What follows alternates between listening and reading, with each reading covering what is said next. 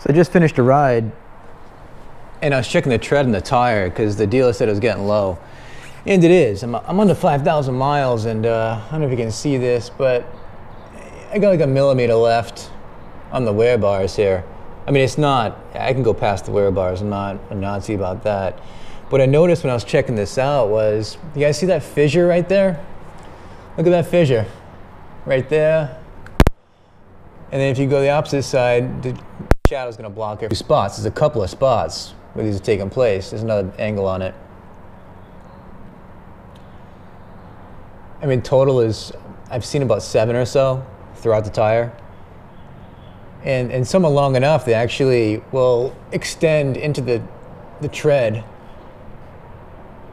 I don't know how deep it is. I don't really want to explore it, to be honest, because to me it seems like a safety issue. So, I mean, the tire's not totally worn yet. To be honest, I'm not going to replace it with the same tire. I mean, that's enough for me. You get that sort of fissure in a tire, I'm not taking a second chance on this design, this compound, whatever. It's enough, plus less than 5,000 miles. It's a little weak for a tire life, especially on something like this, where I don't need the stickiest tire. I mean, it's a Fat Boy, you know? I don't need an ultra soft compound, and it isn't. So, you know, I understand it's got some torque and it's got some weight. That makes sense, but, you know, less than $5,000 it's just not right. And I think that's pretty standard for what I'm seeing other people getting as well in this tire. So I just wanted to bring that up for anybody else, that check your tires if you got a Fat Boy S, or if you just got the standard Dunlop. Let's look at what this the name of this sucker is, but obviously the front is exposed to much less pressure and force. So another couple of things, got some lighting upgrades here. You got the you got a Kuryakin. It's a lower profile light. It's a smoke. I'm not sure if I like it as much as the red, to be honest. The red's a little more classic in appearance, so this exact version of red I may like better, but I'm not sure if it's worth actually spending the money to exchange it. It does fit uniform with the smoke lenses and back. Another thing, these are going in a couple of days. These are getting replaced by what I have in the front. So look at the front here. So in the front we got these things. So these are custom dynamics. So bullet rings. You can see these LEDs on the outside here, scattered on the side like a 6-shooter kind of pattern.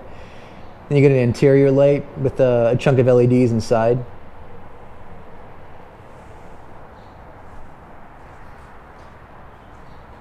There's a head-on view there. And you can see we have the Hogworks LED halo light. Reflection is probably marring your view to some degree. Let's see there.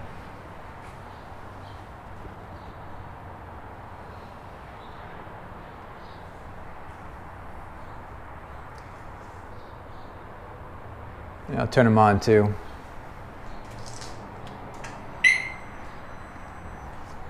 Now, one thing you can't see is these lights here. It looks like, just because of the way the camera is processing, it may look like the interior is lit up. It's not. So just in daytime, you know, your regular running mode, it's just the external ring on the outside here that's lit up. The interior is dark until you activate the blinker, which I'll do right now. I can find it here. There we go. See? And the blinker is just the interior. The interior is just orange. So, stands out. I like it. Look a little more, I don't know, a little more custom, a little more stylish than what I had before, that were just basically a grid of LEDs that you insert inside of the stock plastic housing. This housing itself is made of steel. It just looks a little more finished, in my opinion. A little more expensive, but I think it's worth it. And this is just all glare, I'm sorry. You can't even really see this in the camera. What a shame. But that outer ring really lights up. Maybe if I back up a little bit, it'll process a little better. Not really. Well, I'm sure there's plenty of videos out there that take more care and effort than me. So one thing I want to mention about this Hogworks headlight, and maybe the same holds true for other halo style lights is when I was hooking it up, it's a quick plug and play. You know, it comes with an adapter that extends out of the back of the light. The adapter comes out of the back of the light, as you would expect. And then you have the wiring harness from the light itself, from the bike itself, that has another plastic piece, and these two just fit together. It's just plug and play.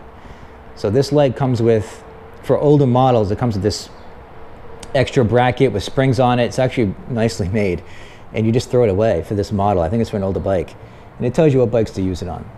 So you have to throw away this nicely finished piece of metal, which is a little disturbing and a bit of a waste if you ask me.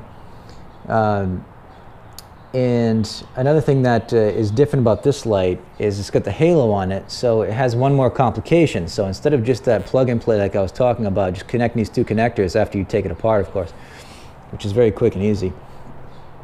There's an extra wire that hangs up the side of the connector for the light. It's got a little tail on the end there. And this is supposed to be a hookup. This is supposed to hook up to the wires extending out for your daytime regular low beams. So when looking at the wiring harness from the bike itself, there's two blue wires.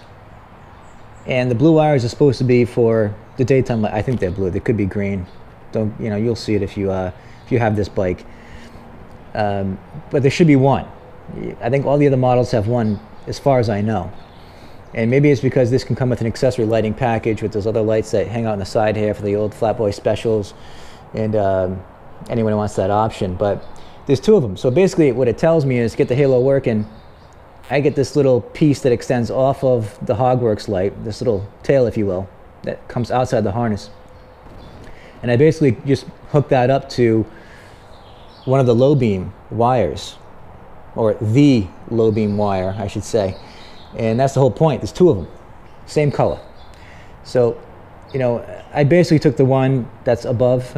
There's two that fit into the actual harness itself, and they come in like this. I took the one that's above, higher up, and I connected the Hogworks little tail to that one.